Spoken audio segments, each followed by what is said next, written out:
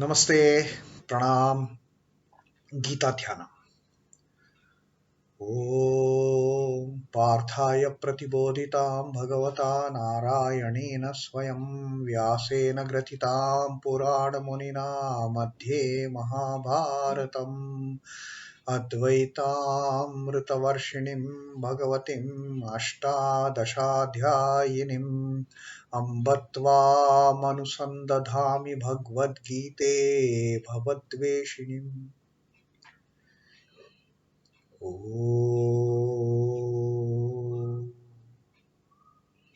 Bhagavad Gita, with which Lord Narayana himself gave enlightenment to Arjuna. The ancient sage Vyasa included it in the Mahabharata. O goddess, showerer of the nectar-like knowledge of non-dualism contained in your 18 chapters. O my affectionate mother, the destroyer of rebirth, I meditate upon thee. Krishna Vandana.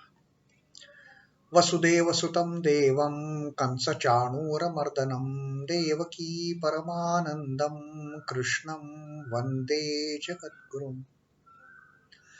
Son of Vasudeva, the slayer of Kansa and Chanur, extreme delight for Mother Devaki, O Lord Krishna, the supreme teacher of the universe, my salutations to you.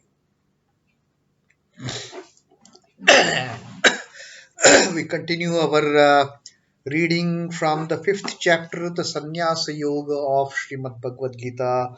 Today we will be reading the 13th Shloka of this 5th Adhyay. And in this Sannyasa Yoga, Sri Krishna is teaching us what is the real sannyasa. Real sannyasa, Sri Krishna has been explaining to us, has been explaining to Arjuna, is not running away from doing the work, not escaping from doing the work, but rather wholeheartedly doing the work, performing the actions, but with certain conditions. And what are those conditions? I am not the doer, not taking the ownership of that work, and abandoning the fruits of action. If one starts doing work in this manner, one ultimately gains the knowledge that he is not a doer. And then comes the karma sannyasa. Then comes the ultimate peace. Then comes the bliss to be enjoyed. And in the 12th verse that we read in our previous reading, Sri Krishna has differentiated between the yogi and the ayogi, the yuktaha and the ayuktaha, how they work. Sri Krishna says that in the 12th shloka, yuktaha karma phalam tyaktva shantim apnoti naishtikim. Karma phalam tyaktva, having abandoned the fruits of action. Having abandoned the fruits of action, shantim apnoti. He attains the ultimate peace. But that is the way the yukta, the yogi, the self-poised, enlightened people, enlightened souls, they work. But what happens to ayukta? Ayukta kārayan phale saktaha nibadhyate. The ayukta, the unbalanced one, who is not self-poised, who is only hankering after, I am the doer, I am the doer, I am doing everything.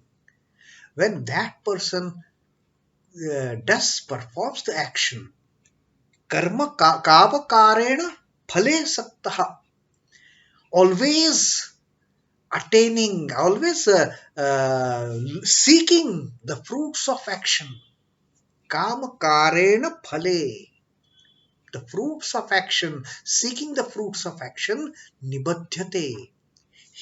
That person is always bound, always entangled in the action. And with that entanglement, he is only worried and frustrated. And he never attains peace. Unlike the counterpart, yuktaha, one who is self-poised, one who has this understanding that I am not the doer.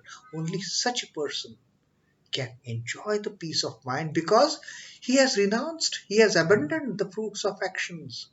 Karma phalena tyaktva shanti mapnoti.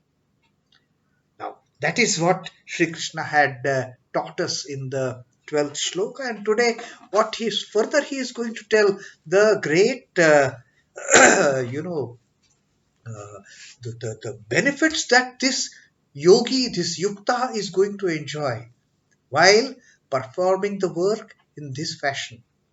Sri Krishna says, sarva-karmāṇi manasā sannyasyāste sukhaṁ vaśhī nava-dvāre pure dehī naivam kurvan kārayan. Such a person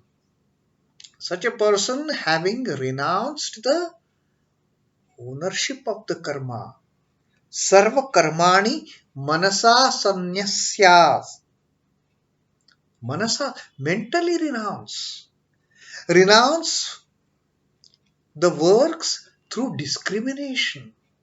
I am not the doer. Renounce the attachment to the karma by gaining that knowledge. I am not the doer. By understanding, I am not after the fruits of the karma.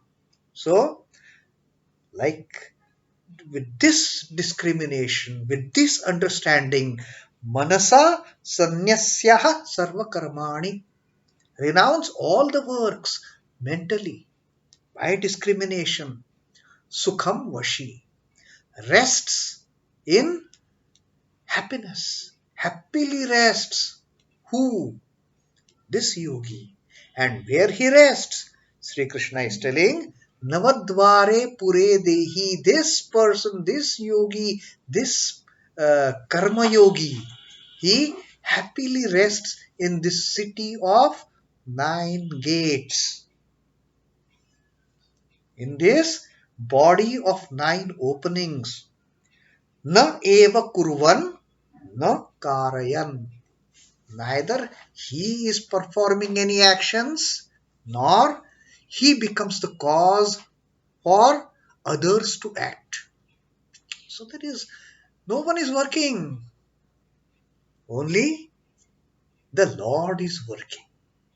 Lord is working through all these bodies, through all these minds, through all these intellects, through all these senses. But the indweller is happily resting in the city of these 9 gates by mentally renouncing all the karmas, by mentally renouncing all the actions.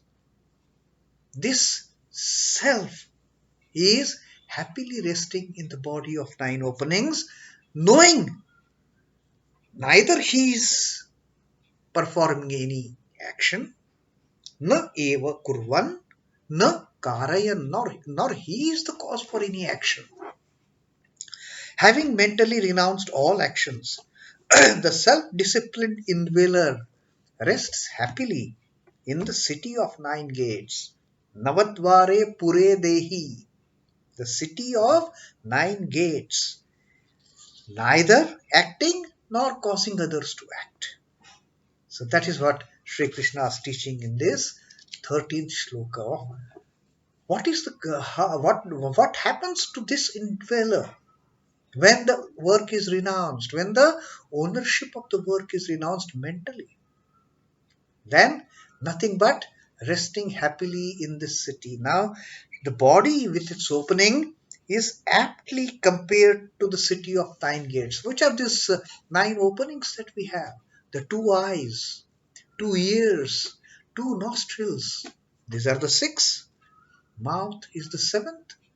The opening of our organ of urination and the opening of our organ of defecation. These 9 openings, this is what the city of 9 gates is. That is what Sri Krishna is telling.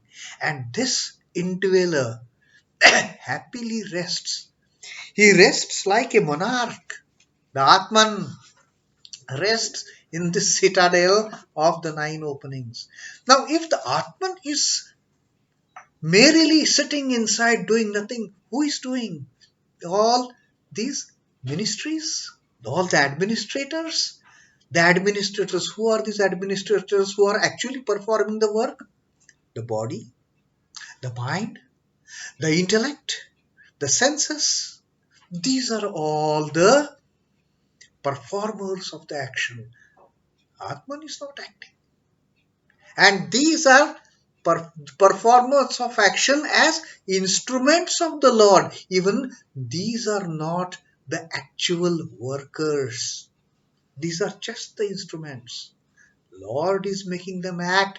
They are acting, the body, the mind, the intellect, the senses, which Sri Krishna had told us earlier, that through these the yogi acts.